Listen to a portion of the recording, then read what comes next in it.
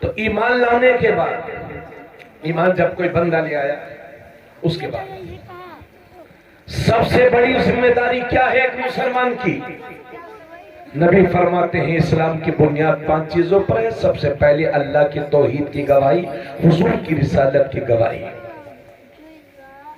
اور اس کے بعد کلمہ پڑھ لینے کے بعد ایک مسلمان کے لیے سب سے زیادہ ضروری ہے 5 وقت کی نماز کی ادائیگی، اس کے بعد زکوٰۃ ادا کرنا، اس کے بعد رمضان شریف کے روزے رکھ، حج کرنا، اس کے بعد رمضان شریف کے روزے رکھ، نماز، زکوٰۃ، حج اور رمضان شریف کا روزہ، یہ 4 فرض ہیں جنہیں فرائض اربعہ کہا جاتا ہے۔ ایمان لانے کے بعد یہ 4 فرض ادا کرنا ضروری ہے۔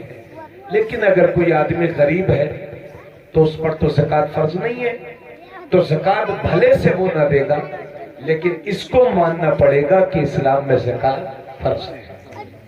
اسی طرح سے کوئی حج نہیں کر سکتا، اللہ نے اس کو اتنا نہیں نوازا کہ حج، تو وہ گناہگار نہیں ہے، گناہگار حج کرنے نہیں جائے گا، گناہگار ہے ہی نہیں، کیونکہ حج فرض نہیں تھا، گیا نہیں۔ لیکن پھر یہ ماننا کہ حج فرض ہے، اگر کوئی استطاعت رکھے تو یہ ضروری ہے، اس کو ماننا۔ یہ 4 فرض ہیں میرے دوستوں۔ دیکھیے اب میری ماں بہنیں بھی سنیں گے، آج اتنی بری حالت ہے مسلمانوں کی، معاف کرنا 95% 90% لوگ 5 وقت کی نماز نہیں پڑھتے، صرف 5 سے 10% مسلمان نماز پڑھتے ہیں۔ ایک بات آپ مجھے بتائیں، حضرت سید صاحب اللہ تشریف فرما ہے، یہ مجھ سے فرمانے لگے حضرت کہ مولانا صاحب 10 منٹ اور بول دیجئے، میں حضرت کی بات کو نہ مانوں، تقریر ختم کرنے لگے، تو حضرت سوچیں گے شاید میں نے سنا نہیں، پھر دوبارہ مجھ سے کہیں گے کہ مولانا صاحب 10 منٹ اور بول دیجئے، میں پھر بھی نظر انداز کر دوں، تو تیسری بار حضرت مجھ سے پھر کہیں گے مولانا صاحب 10 منٹ اور بول دیجئے، پھر بھی میں نظر انداز کر دوں، زندگی میں پھر چوتھی بار مجھ سے کبھی کہیں گے نہیں، ناراض ہو جائے گا مجھ سے۔ آپ بھی اگر کوئی بات مجھ سے کہو اور میں نہ مانوں تو ناراض ہو جائیں گے کہ نہیں؟ میرے رب نے قرآن میں تقریباً 700 بار مختلف صیغوں کے ساتھ نماز کا ذکر کیا، 700 بار، لیکن بندہ ہے کہ ماننے کے لیے تیار نہیں۔ آج ہمارے رب کی رحمت ہم سے روٹھی ہوئی، آج جو مسلمان کی حالت ہے اس کی وجہ یہ ہے کہ ہمارا رب ہم سے ناراض ہے۔ اپنے روٹے ہوئے رب کو راضی کر لو۔ آج جو ذلت و رسوائی ہمارا مقدر بن گئی ہے اس کی وجہ یہ ہے کہ ہمارا رب ہم سے روٹا ہوا ہے، رب ہمارا ناراض ہے۔ اپنے ناراض رب کو منا لو اور پکے سچے مسلمان بن جاؤ، یہ زندگی دوبارہ نہ ملے گی۔ پوچھو دیکھو جا کر کے قبرستان میں ہم جیسے کتنے خطیب زمین کے نیچے آرام فرما ہے، آپ جیسے ہٹے کٹے نوجوان بزرگ اسی زمین کے نیچے سو رہے ہیں۔ جب وہ گاؤں میں بولتے تھے تو 5 آدمی سننے والے تھے، کسی کی ہمت نہیں تھی کہ ان کا جواب دے سکے، ان کے سامنے بول سکے، ان سے سوال لڑا سکے۔ لیکن جب موت نے اپنی آغوش میں لے لیا تو اور اس کے گھر والے بھی 8ویں دن تک جانے کے لیے، جمعے کے دن بھی جانے کے لیے تیار نہیں ہے۔ آپ کے گاؤں کے قبرستان میں کتنے لوگ سو رہے ہیں، ہمارے یہاں کے قبرستان میں کتنے لوگ سو رہے ہیں۔ میرے دوستوں اسی طرح سے ہمیں موت آ جائے گی، ہم زمین کے نیچے چلے جائیں گے، دنیا بھول جائے گی، ہماری اولاد کبھی کبھار گئی اس کے بعد وہ بھی بھول جائے گی، اس کو یہ پتہ ہی نہیں رہے گا میرا باپ کہاں دفن ہے، پردادا کہاں دفن ہے، دادا کہاں دفن ہے۔ انہی میں سے کتنے لوگ ہوں گے جن اپنے دادا کا بھی نام یاد نہیں ہے۔ دنیا ہمیں ایسے بھلا دے گی، اس لیے اپنی زندگی کو برباد نہ کرو۔ یہ جوانی اللہ نے دی ہے تو چاہے دنیا میں جو کام کرو، جو بزنس کرو، مگر اب رب کی رحمت کو روٹنے نہ دو، اپنے ناراض رب کو راضی کر لو۔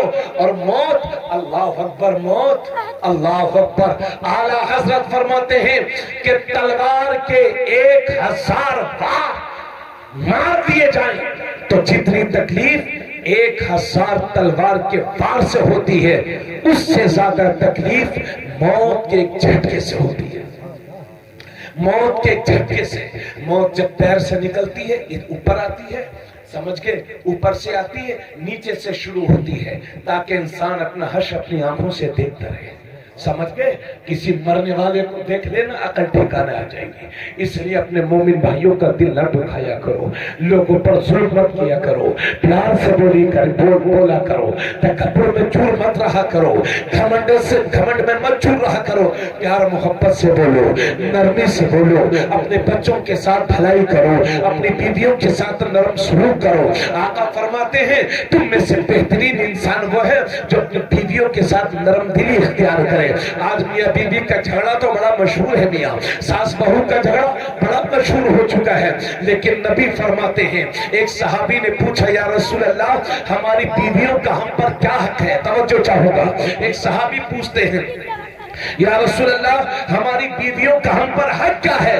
نبی ارشاد فرماتے ہیں تمہاری بیویوں کا حق تم پر یہ ہے کہ جو تم کھاؤ وہ اسے کھلاؤ, یعنی جس کوالٹی کا تم کھاؤ ویسا ہی اسے کھلاؤ, جیسا کپڑا تم پہنو ویسا ہی اسے پہناؤ, اور اگر تم کسی بات سے ناراض ہو جاؤ تو نبی فرماتے اپنی بیوی کے چہرے پر نہ مارو, اس کو برا بھلا نہ کہو. یہ ہمارے نبی تعلیم دیتے ہیں. آج ہم باہر تو پٹ کر کے آتے ہیں, گالیاں سن کر کے آتے ہیں, مگر اپنے ہی گھر کو آگ لگانے کا کام کرتے ہیں, اپنی بیویوں کو ذلیل کرتے ہیں. یاد رکھیے جب سارا پیار دم توڑ دیتا ہے تو وہاں سے بیوی کا پیار کام آتا ہے, بیٹیوں کے پیار کام آتے ہیں, ماں کا پیار کام آتا ہے, باپ کا پیار کام آتا ہے. جب دوست ٹھوکر مار دیکھی ہے دنیا, ہم نے 12 سال سے گھوم رہے ہیں پورے ہندوستان میں, نیپال کے حصوں میں تو ابھی جانا شروع کیا, آل انڈیا الحمدللہ ٹور ہوتا ہے. ابھی فروری کے مہینے میں اپنی ذمہ داریوں کے ساتھ ساتھ تقریباً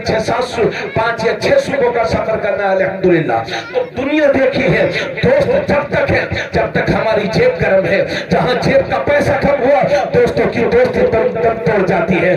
مطلب پاس ہے یہ دنیا, اس لیے دنیا کے دھوکے میں نہ پڑو, پکے سچے مسلمان بن جاؤ, ایسے مسلمان بن جاؤ. اگر دکاندار ہو اور تمہاری دکان پر 1000 کا گراہک کھڑا ہو, ادھر مسجد سے آواز آئے اللہ اکبر, تو گراہک کو چھوڑ کر کے مسجد کا رخ اختیار کر لو. اگر وہ پیسہ تمہارے ہی نصیب میں ہے تو دنیا کی کوئی طاقت تم سے چھین نہیں سکتی, اور تمہارے نصیب میں نہیں ہے تو کوئی تمہیں بلا نہیں سکتا. اذان ہو جائے تو مسجد دوڑ جاؤ, اور جب کسی سے بولو تو لگے مسلمان بول رہا ہے, اور جب وعدہ کرو تو نبھاؤ, بولو تو پیار کی بولی بولو تاکہ دنیا, اور جب کھاؤ تو ایسا کھاؤ تاکہ لگے یہ مسلمان کھا رہا ہے, جب پیو تو مسلمان بن کے پیو تاکہ دنیا یہ سوچنے پر مجبور ہو جائے کہ جب نبی کا غلام اتنا اچھا ہے تو ان غلاموں کا امام کتنا اچھا ہوگا.